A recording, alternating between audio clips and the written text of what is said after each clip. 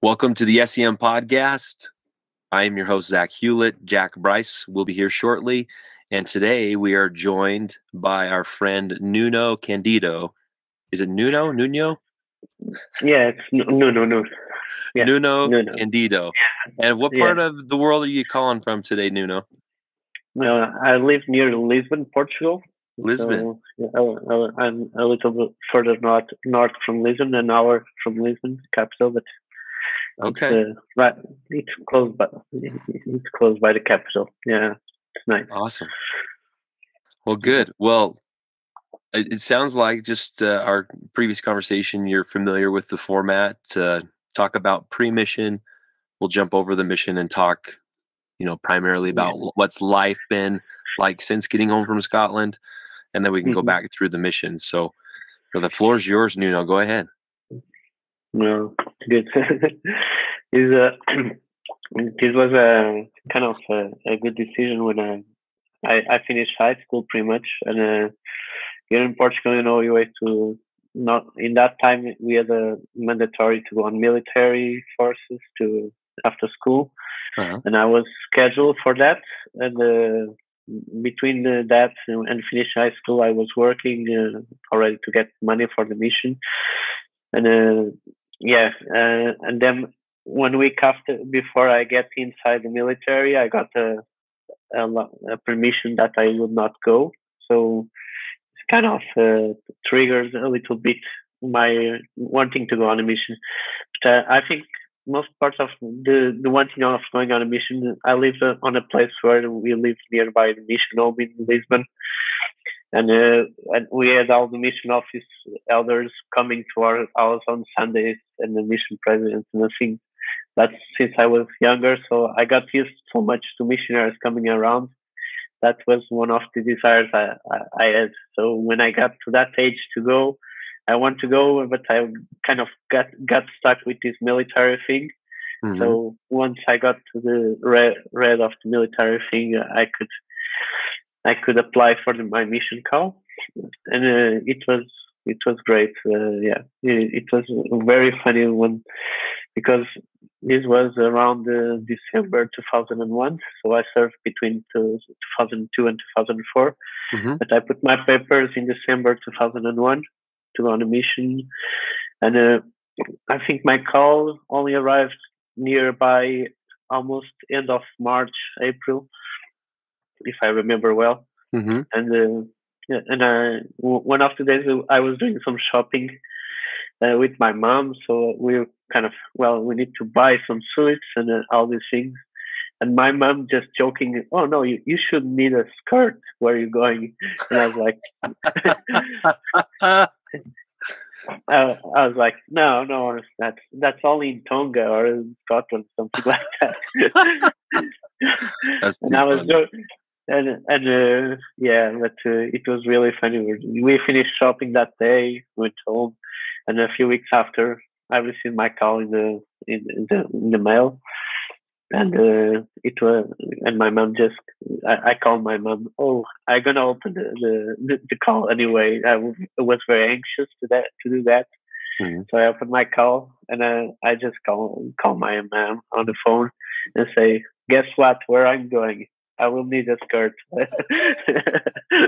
and she was kind of, no, it's impossible. So it was really funny for that. And then it's pretty much, it was really good. Kind of, my mom was in tune what was going on.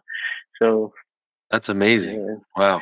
Yeah. So you entered the MTC when in 2002? I entered MTC in June 30, 2002. June, okay. Yeah, I entered together with, the guy, I was together in the MTC, the guys from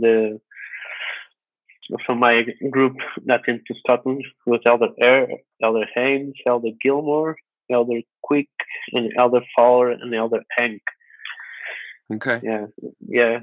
And yes, and I was first. My companion in the MTC was Elder Wallstrom.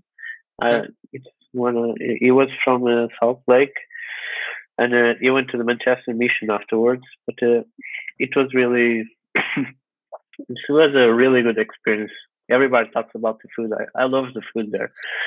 Yeah, it's almost going to all you can eat restaurant pretty much in the MTC. So, and they told us it's here now, or you in your mission probably will not have so much food.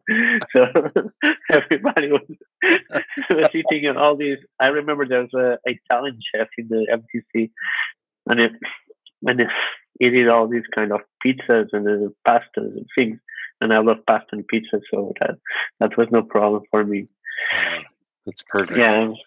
But, so what have you been up to since the mission? Well, since the mission, I got home like on a Tuesday. This was when in the July 2004 we were in the end of the European Cup in Portugal. There was the soccer team. All the European soccer teams were playing, and I remember my last day in mission was the game between Portugal and England, where they went to penalties, and we were kind of really crazy.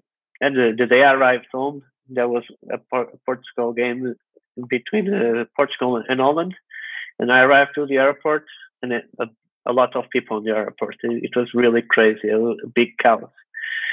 So I went to get see the stake president, and afterwards Portugal won the game against Holland.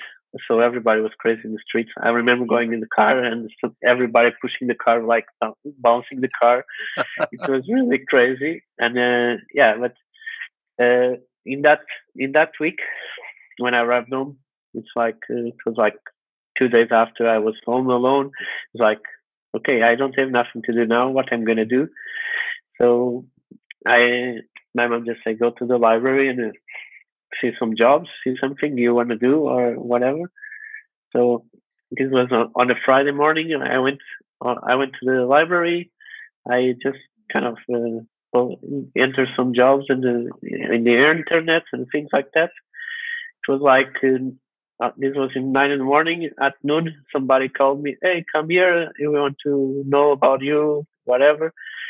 So I went to these kind of temporary jobs store, and they talked with me, and I went back home again. And they called me at like 2 in the afternoon. Okay, I need you to go to an interview today. So with all this, in Monday I was working already. Wow. Yeah. So I was wondering, okay, it's summer in Portugal. I'll go get home and get some beach time to go and all these things. No, Monday I was working. So no vacations for anybody. So I started working. At that time I was working. I entered working at IBM on the financial part. Yeah. And since I talked English, and it was I could speak English because of my mission and things like that. And it was funny on that job when sometimes I would deal with the airports in Scotland. So my colleagues, they could not understand the guys in the airport, so they kind of passed me the phone. Hey, you talk with these guys. I don't understand anything. So I was like, okay, good. Yeah, I bet that was good. Just to, you're basically the translator for those who do speak English, right? Yeah. And people were kind of confounded with what they are speaking about. So I could handle that on that way. So the guys just wanted me to send some checks with money to reimburse them. So that was no problem. That's too good. Yeah. Then I spent like I got married like 6 months after I got my mission because I had a girlfriend at that time, and then I had a son after a year after, and then I got divorced a few years afterwards, and things went and then I moved jobs. Also, I went to this company for Siemens. I don't know if you know. It's a German company for kind of energy and trains and all these kind of things. Mm-hmm. and after I got divorced, I met a girl in the job, and she was from Colombia. She was working in Spain, so I got married again. This time, my wife she's not a church member, but she supports me in everything, and if I go to church, sometimes goes with me and all these things. Well, my son is now 16, and he goes to church and all these things, So Yeah. I kept a little bit. I keep on doing my stuff afterwards. Yeah, and I've been almost 4 times, pretty much 4 times to Scotland. I was there just this June with my son to show him a little bit of what was my mission. So it was great to see. And sometimes I get people from Scotland here, so it's good. I still keep in touch a lot with the guys over there, and some of my companions. But I'm still working at S.E.M almost 15 years. I've been I went to live in Argentina for 2 years, like 5 years ago, for work.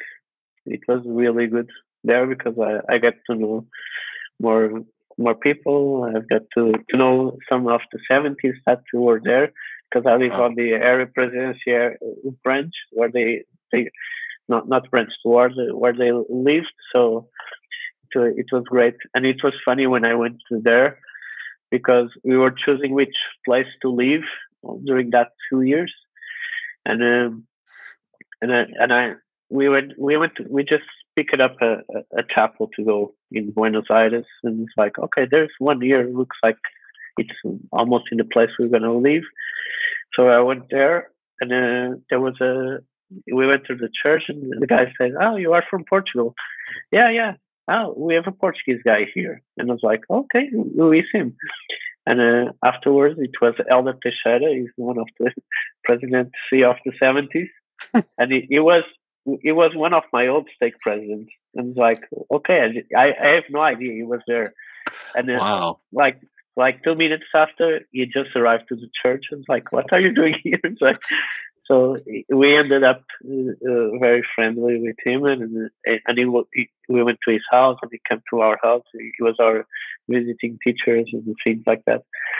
So it was a really good experience. And then I came back to Portugal because of my son. My son stayed in Portugal with his mom, so we decided to come back.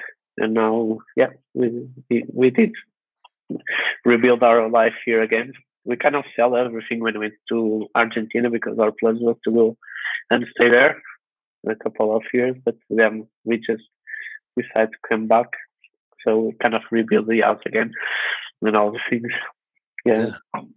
So you have the one son from your first marriage. Do you have any additional kids, or is it just you and your wife?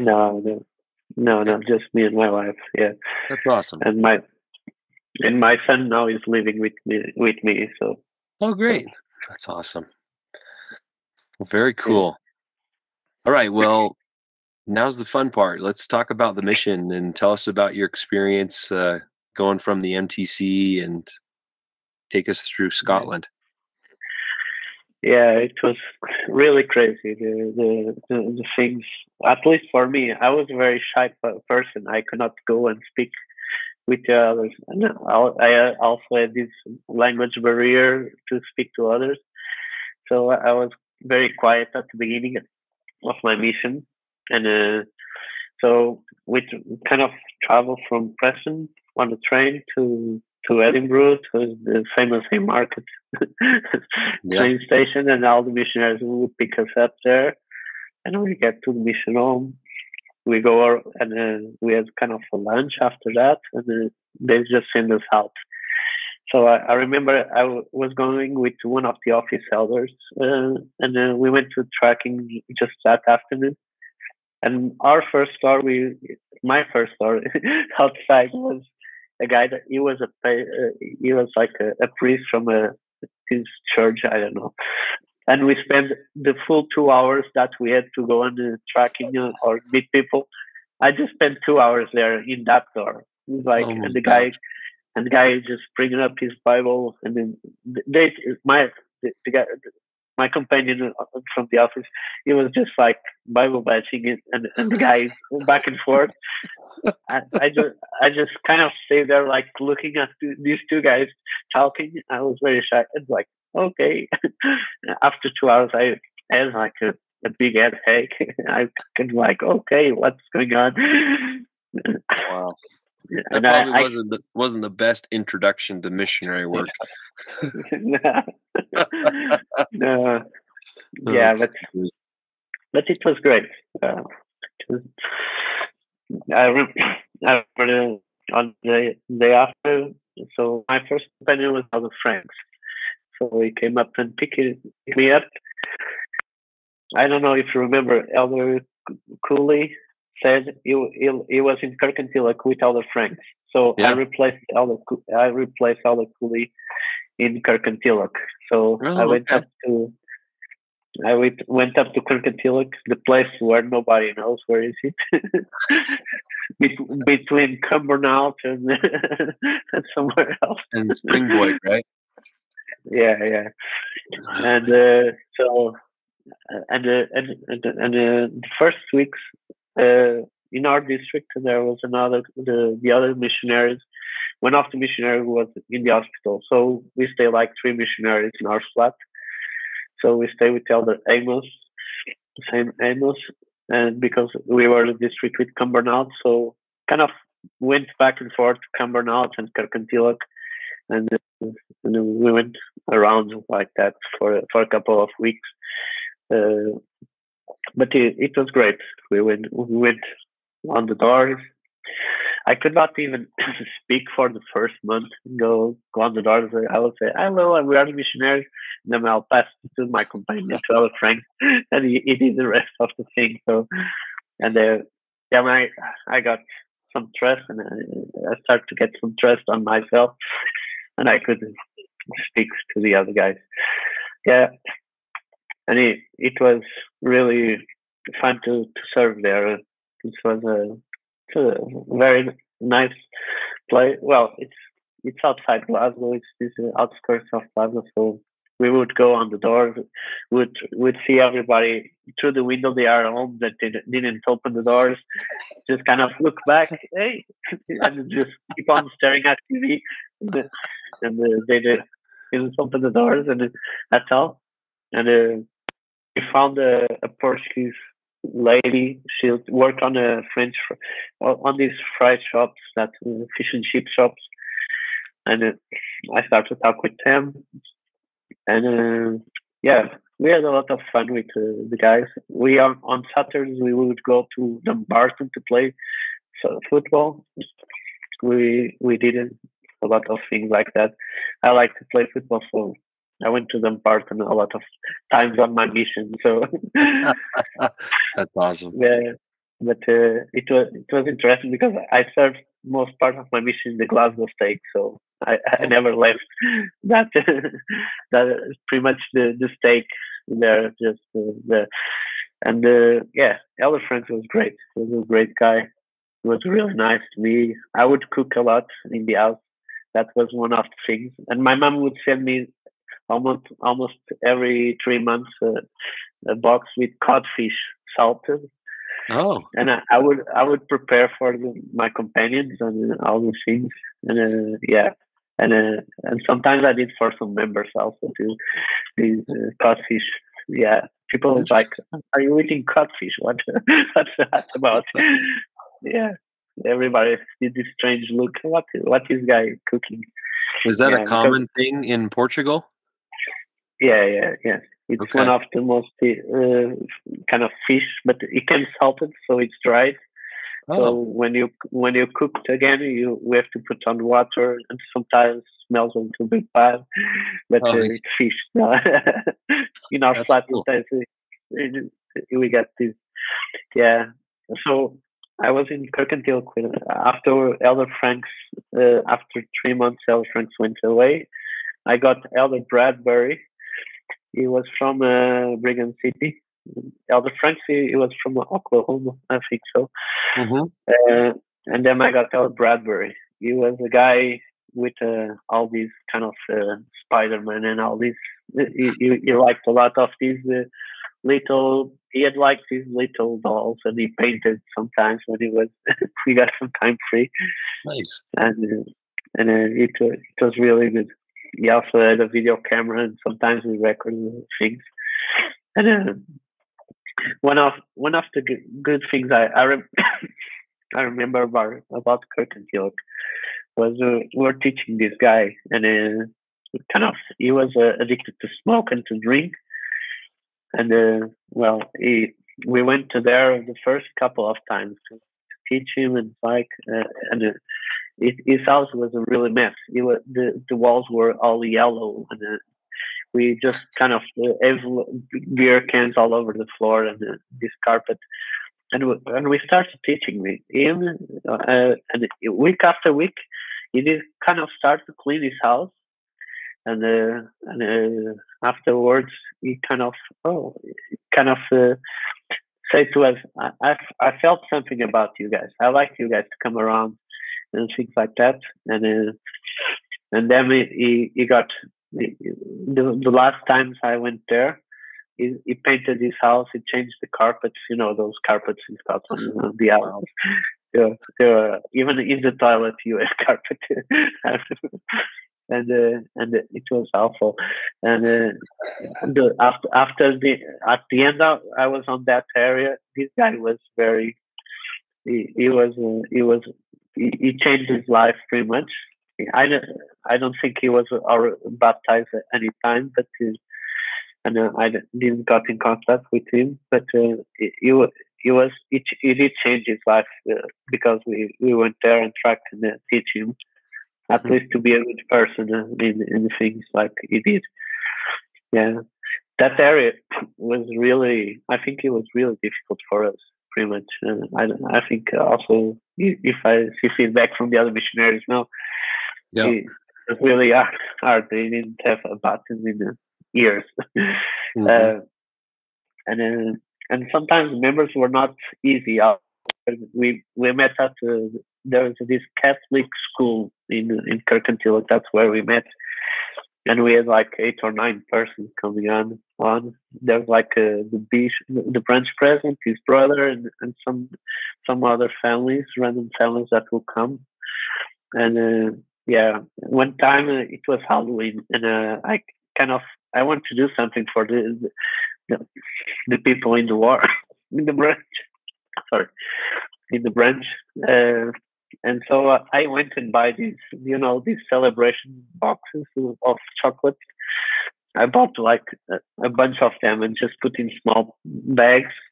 So we pull up the mail, the mail on the door, and we just kind of start to dropping off this chocolate in the door of all the members. We never told them we were going to do that. On Sunday, we were at church, and one of the members, my dog just got sick. He went eat some chocolate. And like, okay. So, I probably got some Mars bars and things like that on the money. With the candies. Yeah. That's pretty funny. We try to do a lot of different things to get people with us, but it was really hard sometimes even to get a dinner appointment on that branch. So, but we had a couple of friends. They were not church members, but we kind of know if we dropped by, they would give us food. So we kind of every week went around the places, and we had a lot of friends. We did our charity shop in Kirkintilloch. It was great. I loved after that. I was moved to Annan, Dumfries. Now down in Dumfries ward. It was a small area just near the border already with England. We were just by Carlisle and Gretna Green. So I moved there, and I kind of tranked out Elder Hill. It was his last area. It was this last month. Was around Christmas, so I kind of moved like a week before Christmas. So kind of I was a little bit sad to move out from Kirkintilloch on that time. But then I arrived to a different place where everybody was really nice to us. So things were really good there. So we spent a good time there. And little bigger ward down there. Yes, yes. Yeah, we had like 4 missionaries in that area. So it was really good. So I was with Elder Phil, and on district we had Elder Martin and Elder Nelson. Elder Granavichus was already off there. He was this guy from Lithuania. So kind of spent Christmas there. So kind of people were so nice. We were going to carol singing and all these things. We did so much stuff around, and we went to teach a lot of people. And people were very receptive, and sorry, and it was really good. I love the people there. We had a couple of members. We had some members that just live on the back of our house, so we kind of ended up the day over there sometimes to drink hot chocolate on the winter. It was perfect. Yeah, it was really perfect when we kind of just before going home, just go in there and have a hot chocolate, sometimes a pizza or something to eat, and it was really good.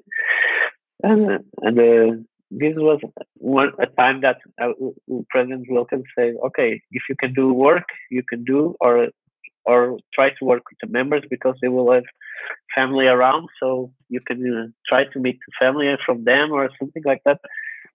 But don't stop working." So kind of did all that in Christmas time, and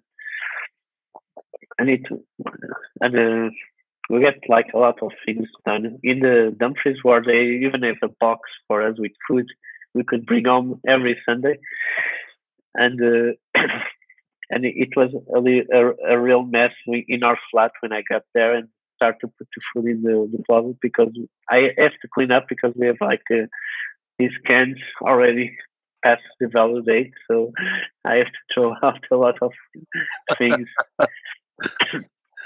I think I served there a year after you. I think like just after Christmas. I served in 2004, like February. And it was the same way then. Like the food had built up again, and there was so much candy from the members, like tons. I've never seen so much chocolate in my life in a missionary apartment. It was just, it got a good introduction. It was my first area, so I got a good introduction to all the Scottish candies. You get to the members' house and they take a chocolate, and then everybody is like each house. So in the end of the day, you bring like 5-6 chocolates home, and you just put on a drawer or something to keep it there. It was really crazy. Yeah, but I love those people. I was just in Dumfries a few months ago, and it was I still remember I was in the wars, but a lot of people didn't remember me. It's kind of strange because you have people remember others that are new. So, but it was great. Yeah, but, it was much fun. We even saved miles from our car because we had a car in Anand, so that was my first area with a car. And I didn't drive. I don't know if you remember how the field telling you about it, because we didn't have a license too.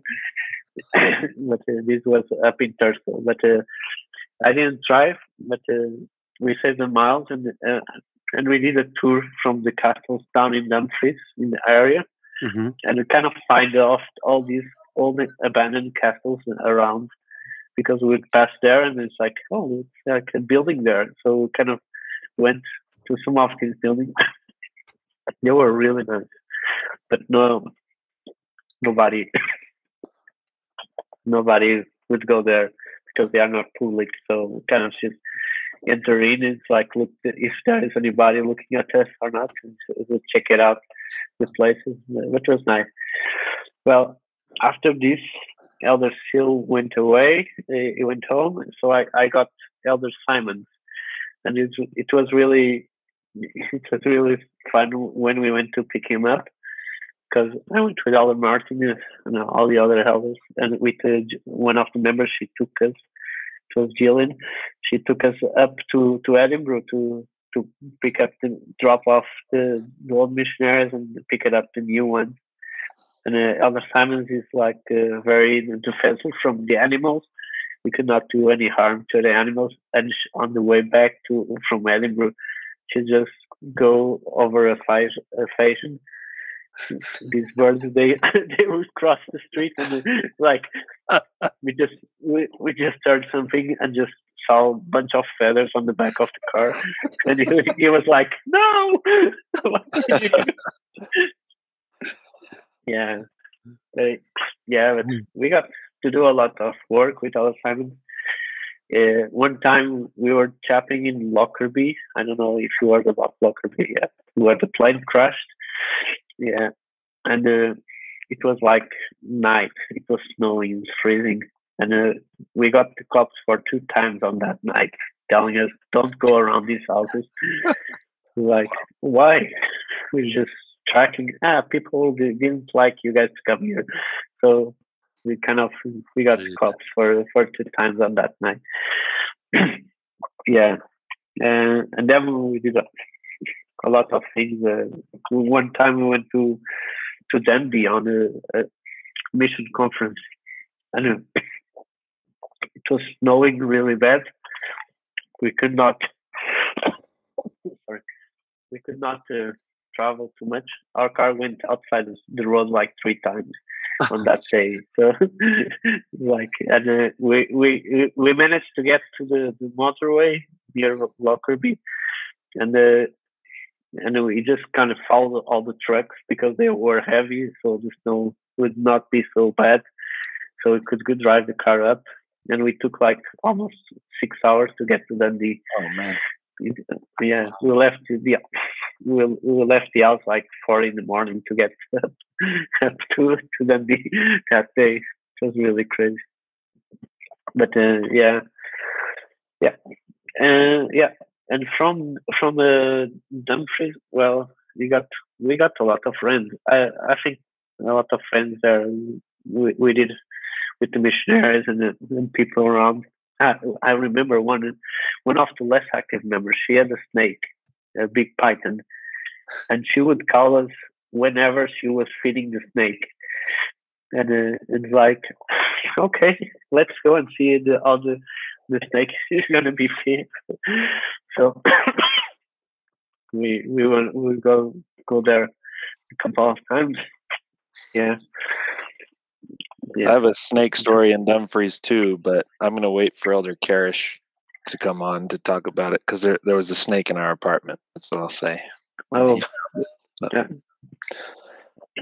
Lots of fun. And I remember Jillian, was she's still there when you went back recently? Yeah, I was in her house sleeping. Yeah? I stayed in her house, yeah, with the Aries and the Tracer and all. Yeah, I was with them almost every time I go back. I stay with them. They are quite nice. They were ones who would feed us every week, right? Usually, I think we went out for Chinese every week for us. Yes. Yeah, they have that Chinese nearby the bridge where they go and pick it up the food. Yeah. Yeah, they are quite nice. I love them so much. I've been a couple of times and stay with them a lot of times. With them a couple of times, and they are just amazing. Even her husband is not a member, but he loves to raise the guys around. So I know. I went to. She went and dropped me off at church, and she went away. She went to church. It's like, okay, So don't worry. I understand. Like, I don't want to force you or anything. You're still friends with the missionary, so you're still in contact. I did a video call with Elder Martin and Elder Granavas and Elder Nelson.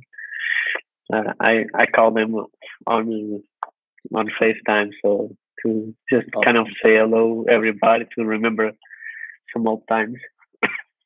Yeah, it was great. Yeah. After that, I went up to Glasgow city centre, so back to Glasgow State. So I was with Elder Somerville. Yeah, the guy liked to listen to musicals in the morning. This guy, so I always wake up with some musical. He had like these vinyls in the flat, and it was really fun with him. Yeah. And our flat was nearby Sighthill. I don't know if you remember the ice flats in the Glasgow North Park before Bishopbriggs. Well, yeah, and I know they demolished some of these flats in there, but when our flat was just by the cemetery, so when our kitchen window was direct view to the cemetery and the bathroom. So when you go in the night at the bathroom, you just look outside and that's the cemetery. So I was kind of, this is scary just to live here. So, yeah. But afterwards, I just got used to that. But I remember. That's funny. My gosh. Reveal and with ice cream. We would go on Tesco and buy these big boxes of vanilla ice cream and these apple pies or apple strudel. It was really fun. Yeah, we did work a lot in there. And there was also this lady from Glasgow Ward. She would cook for the mission conference. Patsy Roy.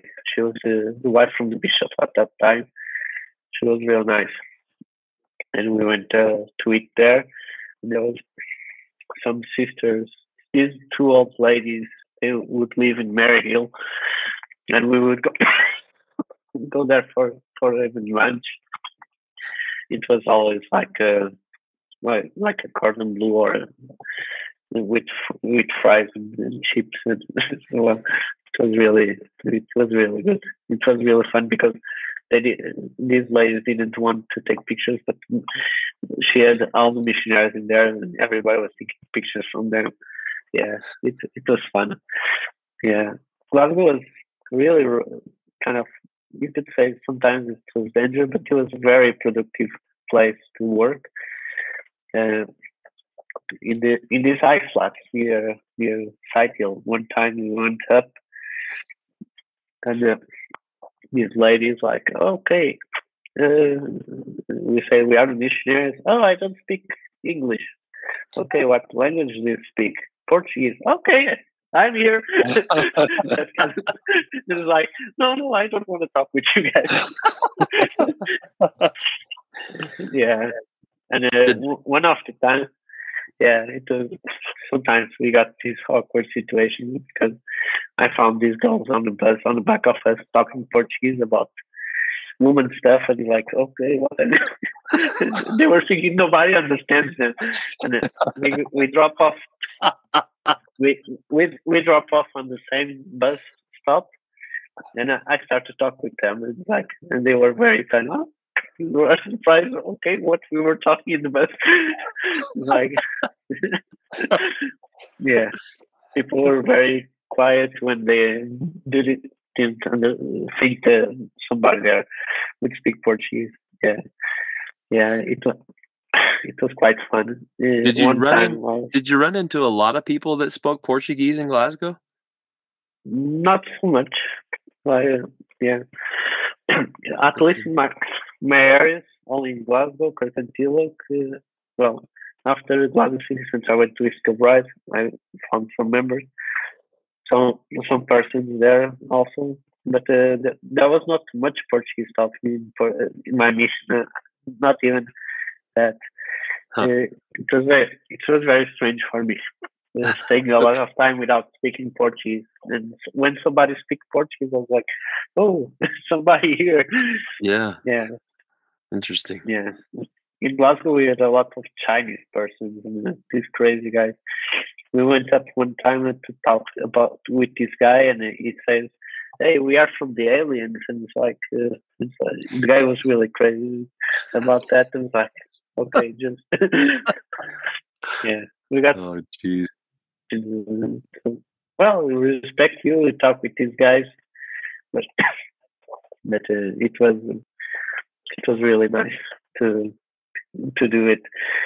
Yeah, and then with the summer we went away. I stayed with Elder Quick. Elder Quick was with me in the MTC, so I already knew him.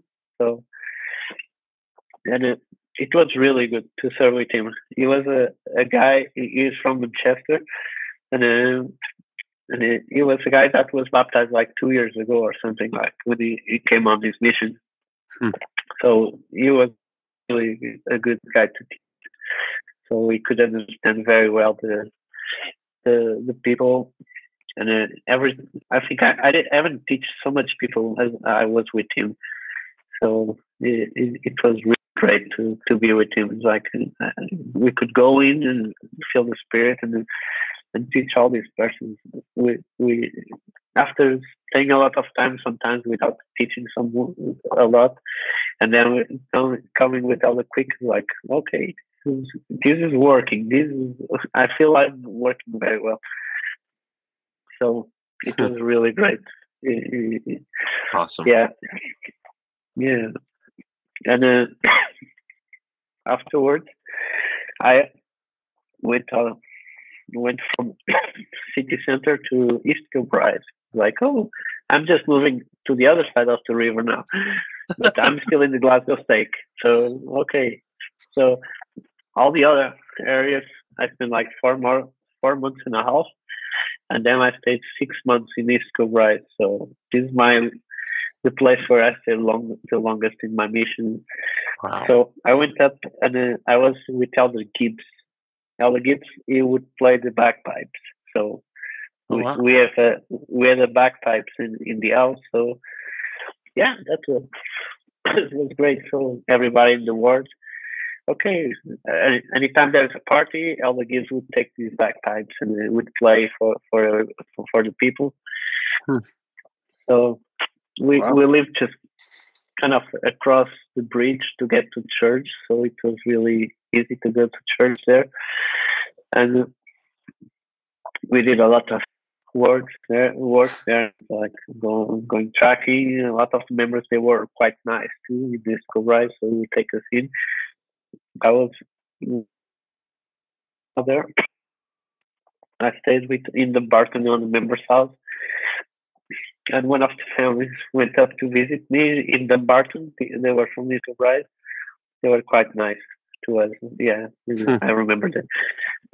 At Sundays, we would have this toast and the cheese with some jam on top. And during the week, this family would give us like a steak pie, like those pies, really nice pies from Scotland, Scotch pies. So they're really delicious. Yeah, I cooked for that family that caught fish one of the times. Yeah, I had my trip.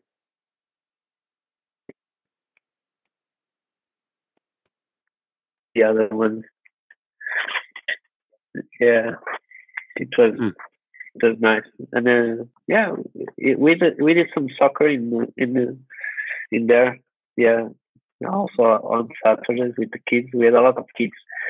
There was a lot of kids in the neighborhood, and our flat was like a ground floor, but as with this small place outside, and the kids would come around and they would like to play like Monopoly or something in the balcony from the flat, outside the flat. So we had a lot of kids in there, like they were very friendly to missionaries.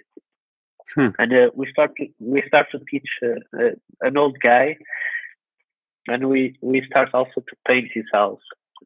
And while we were painting his house, he had like this old trumpet. And I didn't tell you guys, but I studied music before also. And I played the trumpet on some brass bands, and then I played the cello and things like that. Wow. Guitar, but I don't play too much. No, I've been all my life in music, just an amateur thing, but not nothing professional. And this guy has this old trumpet there, so I kind of fixed the trumpet, and the guy just offered me the trumpet. I still have that trumpet with me.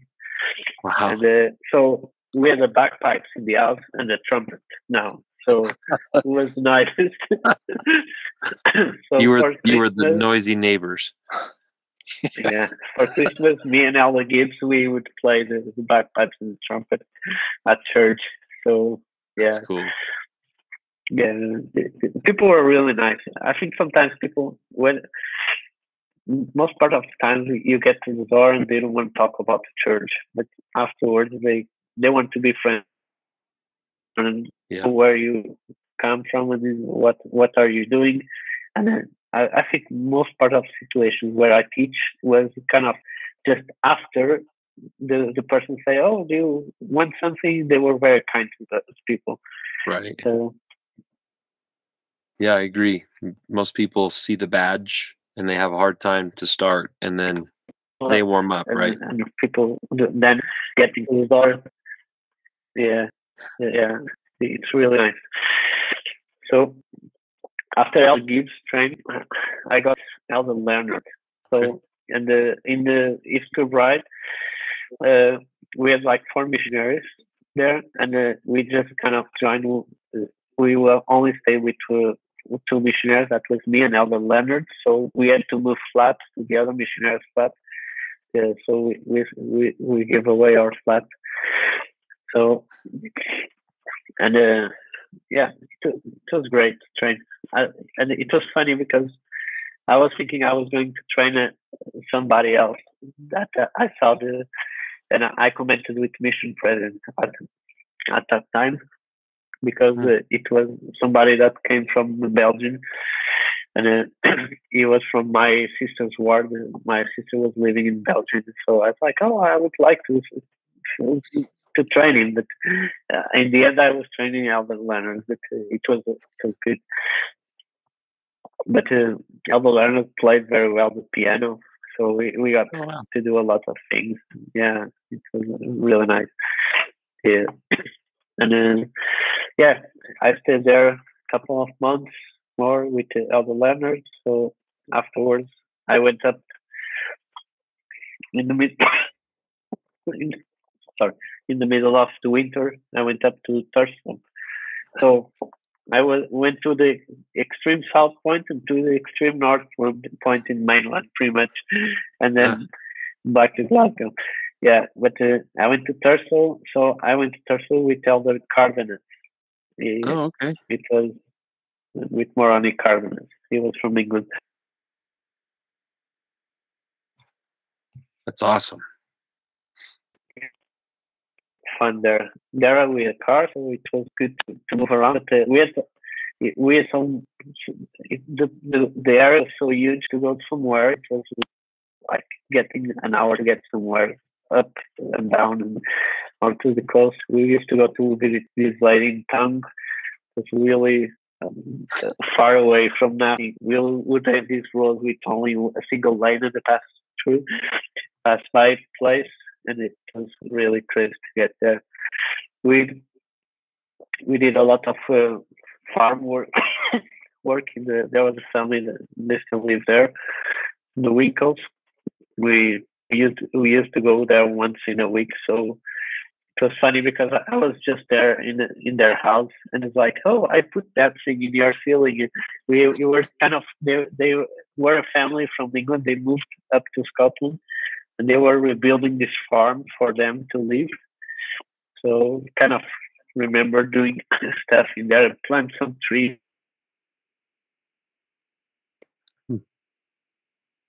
And one of the times we were just kind of tracking around, so we decided, oh, let's go on the farm. So we start to take the car, go on the farm, and go back and put and do like this a full afternoon. And one of the times we got the guy with the shotgun like in the door, like, what do you guys what do you guys want? And like, no, we're just missionary, so you're not interested. Okay. Yeah.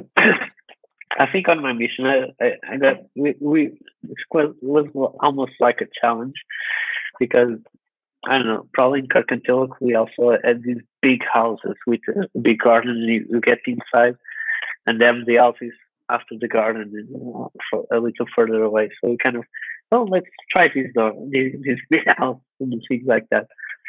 And sometimes we got to teach people in there, and other times I was thinking, probably no other people would come here. Well, there to go this, so kind of playing a little bit this game of let's try this big house, let's see what's going on. But yes, up in Thurso was really, really fun.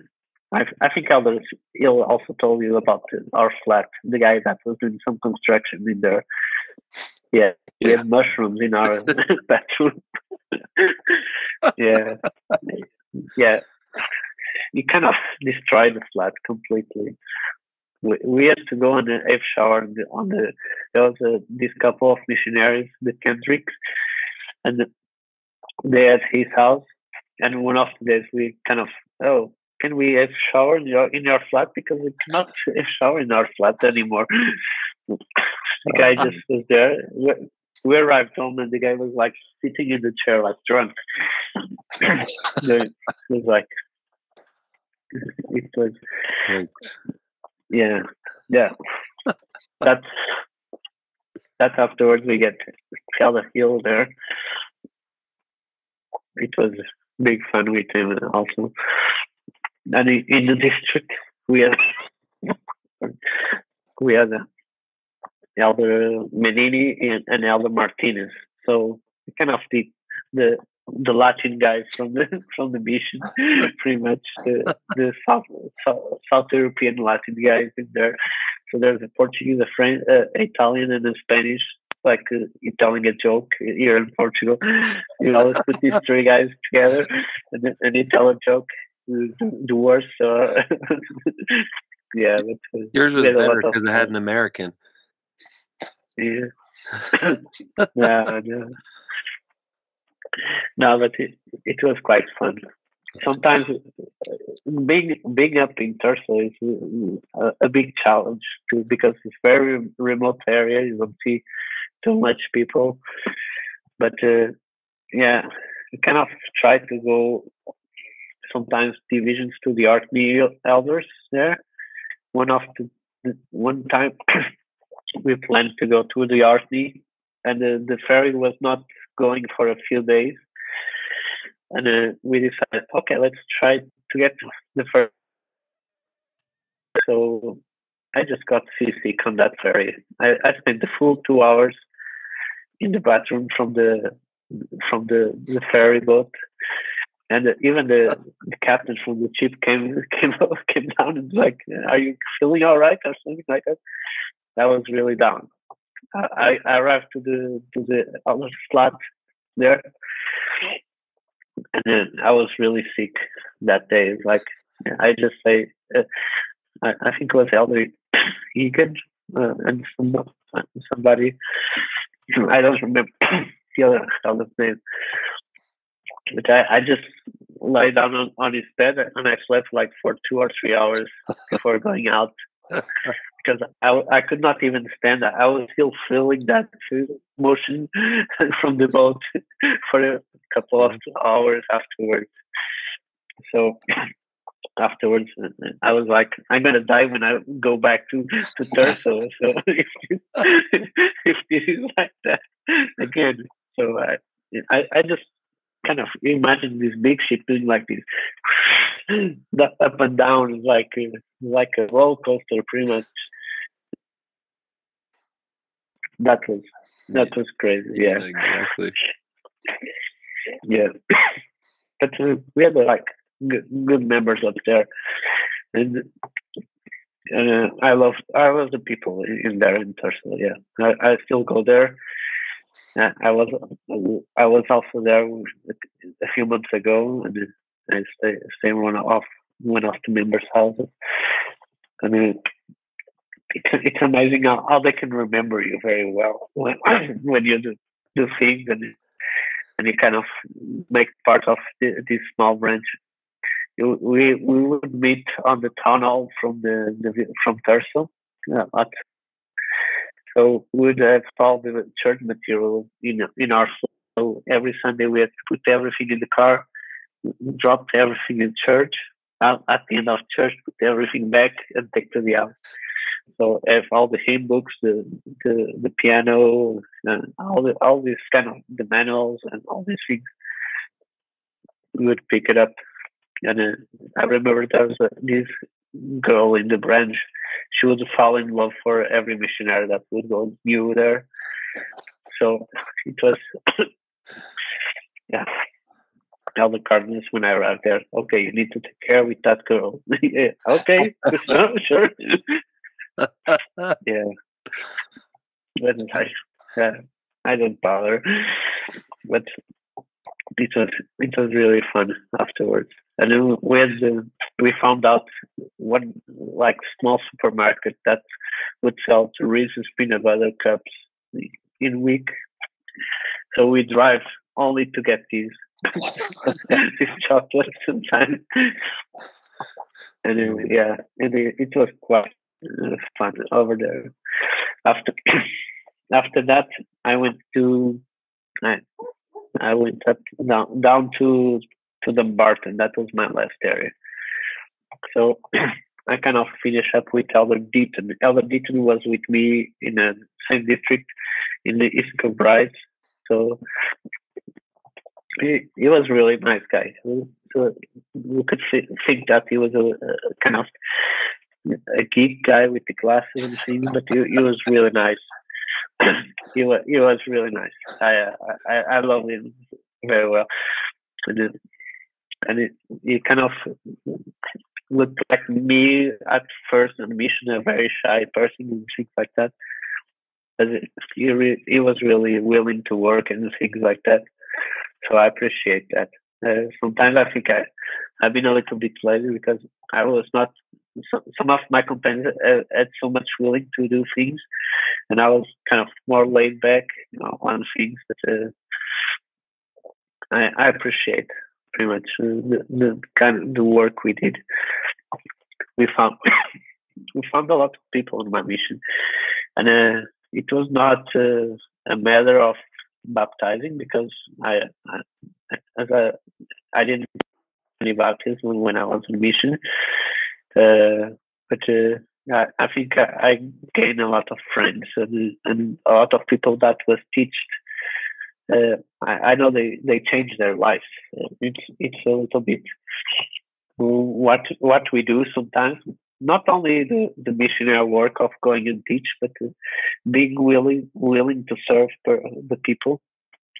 I love to do the charity shop work. I love to paint or to do the crafts. Sometimes we'll even stop and do other things at the house of people, or clean the kitchen or doing something. We did a lot of that work too. It was not only like teaching the scriptures. I think most part of the work I did, it was not. It was also for me to learn how to love the Savior, and I remember at the beginning, for example, I was just looking to my journals, and I just found here some of the things that I have. And for example, in Portugal, you don't listen too much about Missionary, and it's like I like this question when I went on my mission. People talk, oh, these are the Masons and all these things, and then, you get to Scotland, you get all these lodges around and all this stuff, and I was kind of not sure what's going on. So I remember I just found today here President Wilkinson. He came to me and like, oh, you came to the proper fount of information. I'll give you some information about that, so you can just take out your confusion in your head and go around and the thing. So I think sometimes if we go the proper way to look for the truth, we'll get testimony about it and why it was needed or necessary sometimes, some things. But in gospel wise, I think on the MTC I gained a lot. My testimony from Joseph Smith was really the thing that increased a lot in the MTC, and then my mission was about Jesus Christ. I remember President Wilkinson, he would have this book, The Infinite Atonement, from Elder Callister, and we would read through, and I was really impressed with all the things that were in there. So all the things we learned. Yeah, I think, and my companions also helped me out a lot with these things and all the questions I have. I'm not a very reading person. I don't like to read, but I think in my mission I could devour the books as they arrived to my hand. So I even borrowed books from the members sometimes they would have from the gospel. So this is the part of my life where I read the most about the gospel. It was on my mission. Yeah. Well, a lot of good experience. I think. As I was telling, it's sometimes it's kind of I'm still going back a lot of times, so in this part of my life where I got divorced, between that part, that was one of the parts I went back to my mission. I went back to Scotland, and it helped me to just kind of think about it, my life, just to rebuild my life again.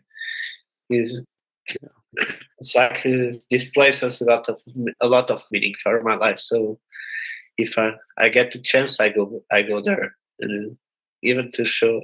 Right now, I went to show my son the places, and I was up in Pratsiel, and I was thinking, kind of giving a little bit a flashback what was my life until now. And there's like special places where sometimes we need to go, and we know there that we can have some answers and things, just to calm us down a little bit from this busy life sometimes. And I never stop. I have a lot of things to do sometimes. I play in different bands. I go to church. I try to run or to play soccer with friends. So I'm very busy sometimes, and I need to stop sometimes to do things. And I think if I go back to my mission, it's something that is there as a testimony. I remember one of the great blessings from my mission was when I came home, I got to baptize my grandfather. Wow. So that's amazing. He was like, "Hey, I'm ready. Why you don't invite me for baptism?" So that's great. So I didn't baptize on my mission, but I did it afterwards. So this was one of the blessings, and it was great. No, I love what you said, that we do all have special places in life, right? It's like physical places where we feel the Spirit more, or we're more connected to the Savior. And I can wholly agree with you that Scotland is definitely one of those places. I don't have the luxury of being as close as you to get there as often, but nonetheless, I know that when I think back to some of those special places, and that yes, the Spirit is there, and just as well, feeling the love of our Savior comes hand in hand when thinking about Scotland more often than not, for me anyway. Yeah, it's really it's really good. I was in the door of the mission home, but I asked somebody if I could visit, and somebody told me that because of COVID and things were a little bit difficult to go and visit. So, but I was there, and I felt okay. This is a good place to be and to see things. I think the most grateful thing I have sometimes is to be in touch with the guys. Sometimes to tell them how we are doing. I talk a lot with Elden Martin. He's from Idaho, and he has passed through a difficult time, and we had kind of same goals after the mission: get married, get kids, and all these things. But sometimes things that don't happen as as we want. But I see some motivation on him to do things and to live the life and to get things done. And I think sometimes I have a lot of friends from my mission that can support me and help me on my decisions. Even that is only to talk with them and to know how they are, because that's why I love so much this podcast, because I can know they are okay, and it's persons that you passed weeks or months with them in your life living together, and sometimes not everybody was kind of the same way as you and didn't understand how you are. Probably they think, oh, you are more lazy, or you want to work more. You have these kind of things. But I think it's the time you spend and what you learn with them. Because sometimes I think, okay, I was not so much into, but I learned a lot with the other companions that I have, and even with the other missionaries in the district or in the zone, because you get to listen to on Zone Conference for the testimonies. You even got this. I was in the half of my mission with President Wilkinson, then half of the mission with President Vriens, and they were very different in some ways. But the love they have for us, it was so great to know, because you could count on them when you need it. Even if you're passing through a rough time. I think I have like 2 moments of my mission that I was kind of very depressive in that way, and they helped me a lot on that. And just because I was sincere with them, and they support me, and they give me ways to get out of it, and to keep on the work that I was there to do.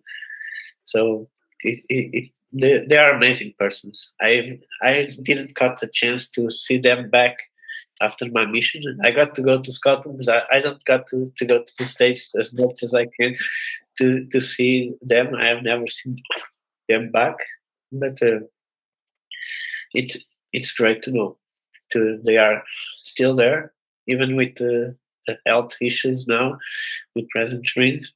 I know that I'll meet them sometime afterwards. I still remember what President Vriens told me on my last interview on my mission, so it's something that I'll keep here on my heart. And I know that the things will sort out on my life because of what it teach me on that. Yeah, I love it. Well, Nuno, we really appreciate you taking some time to be with us tonight. Before we let you go, we'd love to know if there's any other missionaries besides your companions that you'd love to hear from as we continue in getting more missionaries on here. So do you have any others you'd like to call out or shout out tonight? Probably Elder Quick from Manchester, probably Elder Quick. Probably Elder Martin, he would be happy to do that. I know. I talk sometimes with him, so and I think. Does he still live in Idaho? Yes, he still lives in Idaho with his wife forever since he finishes. Was his girlfriend forever. So yeah, but yeah. I think I've been in touch with Al Granaviches, also is from Lithuania. Yeah. Some probably it's more difficult the time zone for you guys, but it's more early than us. We'll make it work. If you can, if you can get us in contact, we'll make it work. Yeah. It will be good, guys. One of your companions. The first time we heard about green apple juice. Yeah. Yeah. I was looking to the pictures. We did one time again a sleepover with Grenavishes, and it was to put a spoon of flour full in your mouth. This was that pint Uno that we used to play. I don't know if you heard about it. Pint Uno, there it is. Yeah. If you lose Uno, you have to drink a pint of water, and you should. Yeah. We had so much fun after this. I remember sleeping like 10 guys in the Inverness flat, and we didn't have any. Somebody just slept on the window. That part outside the window, they just put like a blanket in there and slept in there. There was no space for everybody. Oh man, jeez, that's crazy. Because we would go up from Thurso to Inverness and then to Aberdeen to zone conference. So everybody from the Isles and Thurso would come there and then catch the train to Aberdeen. Wow. Yeah. Too much adventure. That's too funny. Yeah. Well, if you're in contact with any of your other missionary companions, we hope that you'll share your episode with them with an invitation that we'd love to talk with them. Obviously, not everyone is ready, both mentally or spiritually or emotionally, to do this. But you know what? It's an invitation, and who knows? Eventually, people will come around. So, but Nuno, we really appreciate you sharing your experiences. Thank you so much for taking time, and we love you as our brother in Scotland. So thanks again for everything, and we'll hopefully talk again really soon. Okay. You guys too, and thanks a lot for all you do with these podcasts. I really appreciate, and I know that this is a way for us to connect in some way, and to at least to hear about the other side of our story from the other guys. Yeah, exactly. It's our truth. As you listen to your name in some podcasts, it's kind of, what he's going to tell about me now? So take care of what you did. Remember what you did very well. So yourself. Oh, that's so very true.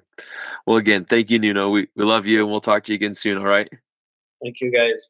Bye. Cheerio. Bye. Cheerio. Bye.